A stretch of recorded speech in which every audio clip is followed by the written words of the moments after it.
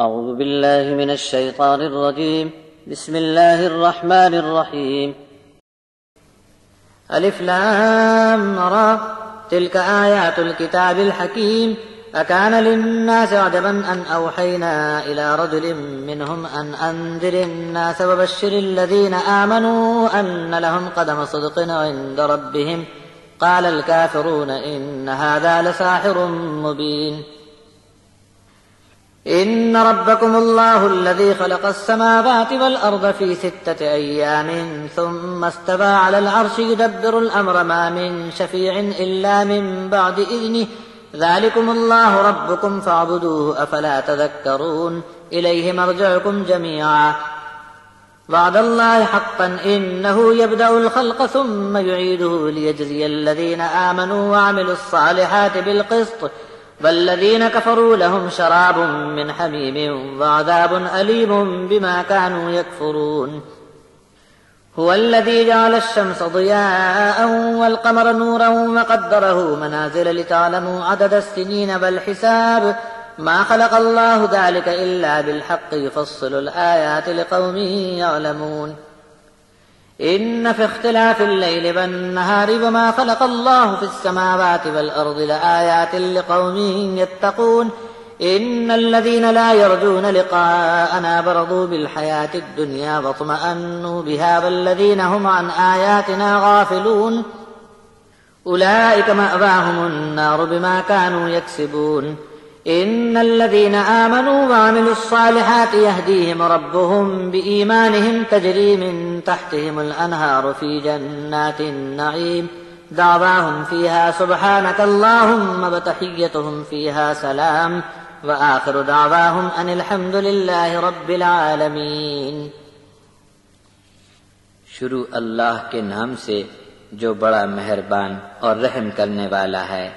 الف لام را یہ آیتیں ہیں ایسی کتاب کی جو حکمت و دانائی سے بھرپور ہے. تو کیا لوگوں کو یہ بات عجیب لگی کہ ہم نے انہی میں سے ایک مرد پر وحی بھیجی کہ انسانوں کو خبردار کر دو اور جو ایمان لائے ان کو بشارت سنا دو کہ ان کے رب کے دربار میں جانے کا یہ سچا قدم پڑا. تب بھی کافروں نے کہہ ڈالا کہ یہ کھلا جادو ہے. بے شک تمہارا رب تو وہی ہے جس نے 6 دنوں میں آسمانوں اور زمین کو بنا دیا، پھر عرش پر بادشاہی بھی صرف اسی کی چھائی ہوئی ہے. سب کاموں کا انتظام و بندوبست اپنے حکم سے خود کرتا ہے. اس کی اجازت کے بغیر اس کے حضور کوئی شخص بھی شفاعت نہیں کر سکتا. ایسی شان والا ہے تمہارا پروردگار. تو بس اسی کی بندگی کرو. کیا اب بھی نصیحت کو قبول نہ رکھو گے؟ اسی کی طرف لوٹ کر تم سب کو جمع ہونا ہے. اللہ کا یہ وعدہ سچا ہے. اسی نے پہلی بار پیدا کیا ہے، پھر دوسری بار بھی وہی پیدا کرے گا، اس لیے کہ جو ایمان پر قائم تھے انصاف کر کے انہیں اچھا بدلہ دیا جائے، اور جو کافر مرے ان کو نہایت گرم کھولتا ابلتا پانی اور دردناک عذاب دیا جائے تاکہ اپنے کفر کی وہ سزا پاتے رہیں. وہی تو ہے جس نے سورج کو روشن بنایا اور چاند کو نور والا اور اس کی گردش کی منزلیں صحیح انداز سے مقرر کر دیں تاکہ تم برسوں کی گنتی اور حساب معلوم کر سکو. اللہ نے ہی یہ سب پیدا کیا تاکہ حق کو ظاہر کر ڈالے. اس طرح اپنی نشانیاں تفصیل سے بیان کرتا ہے اس قوم کے لیے جو علم سے کام لیتی ہو.